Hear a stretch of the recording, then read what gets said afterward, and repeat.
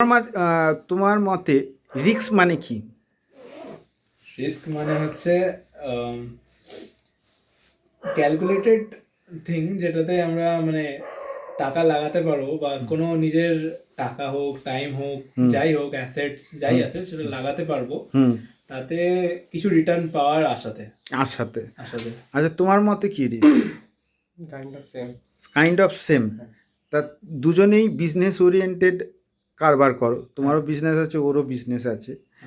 তো রিস্ক যেটা পার্টটা আছে সেটা কি তোমাদের কীভাবে তোমরা রিস্কটাকে অ্যাসেস করো? কোনো যদি প্রজেক্ট নাও হাতে, how should you assess the risk? Assess the risk মানে এই জিনিসটা করতে গেলে কী রিস্ক আছে সেটা কিভাবে করো?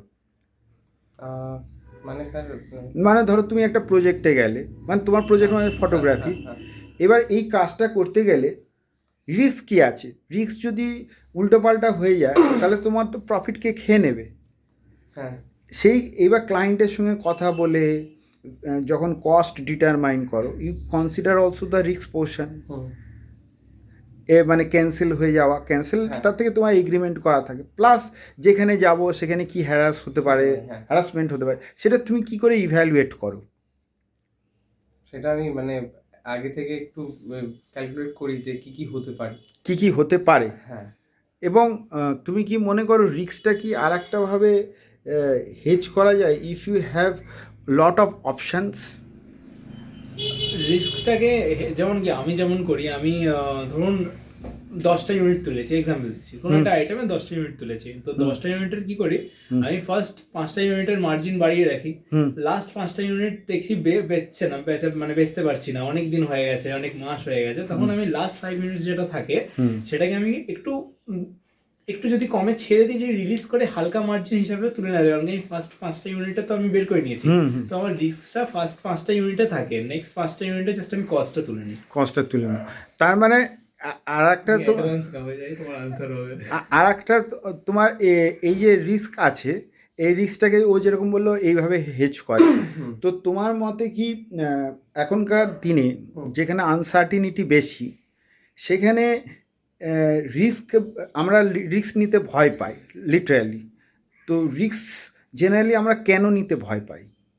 যাতে আমাদের লস না হয়। লস না রিটার্ন হবে কি হবে, মানে ওইটাই তো, লস হবে, হয়ে গেলে আমার কি হয়ে যেতে পারে।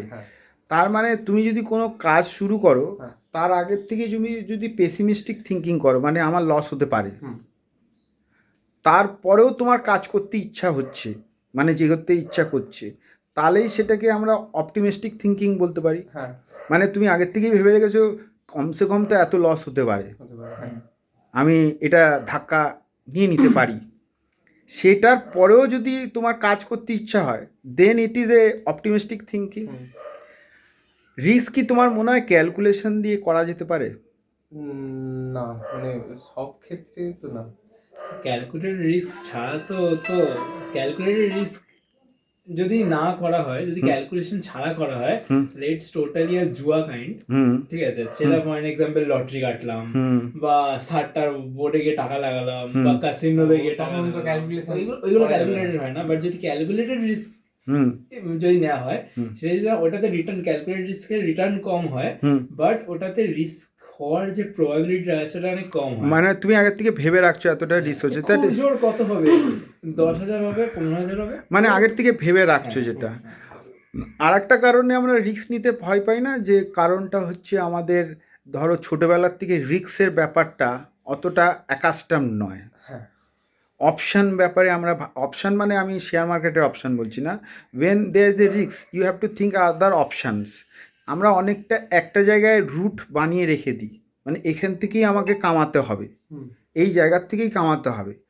যে অলরেডি অনেকগুলো অপশান খুলে রেখেছে, মানে ফ্লেক্সিবিলিটি আছে, তার কাছে রিস্ক অ্যাবজর্ব করার ক্যাপাসিটিও বেশি আছে, কোথাও না কোথাও থেকে ইনকাম হয়েই যাবে, কোথাও না কোথাও থেকে ইনকাম হয়েই যাবে। তো তার মানে কি, ওই থিঙ্কিংটা যদি কাউর থাকে, তার কাছে রিস্ক নেওয়াটা, তার কাছে ক্যালকুলেশন করাটা ইজি, কেন সে মেন্টালি জানে আমি রুট চেঞ্জ করে দিতে পারি। কিন্তু কেউ যদি ভেবে রাখে আমাকে এখান থেকেই কামাতে হবে, যতই সে রিস্ক ক্যালকুলেশন করুক, সে তো পালাতে পারবে না। মারলে প্রফিট, ও মারলেই আবার হ্যাঁ, এবার যদি লসও আসে ও ক্যালকুলেশন করে রেখেছে, তাও সত্ত্বেও বেরোতে চাইবে না। তাই জন্য তো আমি একটা আইটেম রাখি না, আমি তো 4-5টা ধরনের আইটেম। ওই জন্যই অপশানস, মানে you have to have a option. তার মানে রিয়েল লাইফেও তাই, হ্যাঁ শেয়ার মার্কেটেও তাই, এবং লাভ অ্যান্ড অ্যাফেয়ার্সেও তাই। ধরুন আমার কেন এখানে আমি একটা জায়গায় পড়ছিলাম যে প্রেমে তুমি যে প্রেম করে বিয়ে করেছে, তাহলে কি 4টে প্রেম করতে হবে? না 4টে প্রেম না, তুমি ধরে রাখো পেসিমিস্টিক থিঙ্কিং যে আমার সঙ্গে অ্যাডজাস্টমেন্ট হবে না। হবে না। এবার যদি না হয় তার জন্য আমি কি কি করতে পারি, আর একটা প্রেম করতে পারো, সেটা আর একটা অপশান আছে, কিন্তু তাছাড়া আরও কি অপশানস আছে সেটা অলরেডি ভেবে রাখলে হ্যাঁ তাছাড়া তাতে কি হবে, যদি অ্যাডজাস্টমেন্ট নাও হয় তাহলে এই ডিভোর্স ব্যাপারটা, আমি নাকি দাদার থেকে শুনছিলাম ডিভোর্সের নাকি নতুন একটা গভর্নমেন্ট প্ল্যান নিয়ে আসবে, ডিভোর্সের সিস্টেমটাকে। না, ওই মেয়েরা যদি Job করে। ক্যাপেবল হয় নিজেকে চালানোর মতন, তাহলে অ্যালিমনিটা তো যাই হোক, তাই এই হ্যারাসমেন্টটাও একটা, যখন প্রেমে পড়ে তখন ইমোশন হাই থাকে, তখন পেসিমিস্টিক থিঙ্কিং আসে না, তখন মনে হয় এর সঙ্গেই একদম স্বর্গ হেভেন অবধি যাব। তো সেটা তো হয় না জেনারেলি, হয় কি হয় না, তো হতে পারে স্যার, এবার বলুন না, হয়ও, কিন্তু ভেবে রাখতে হবে হয় না। স্ট্যাটিস্টিক্যালি দেখা যাচ্ছে ফেলিওরই বেশি। আপনার ইনস্টাগ্রামে যাবে, এই রিলটা না, এটা লম্বাটে হচ্ছে, রিল ঠিক হচ্ছে না, তো সেটাই হচ্ছে বিষয়।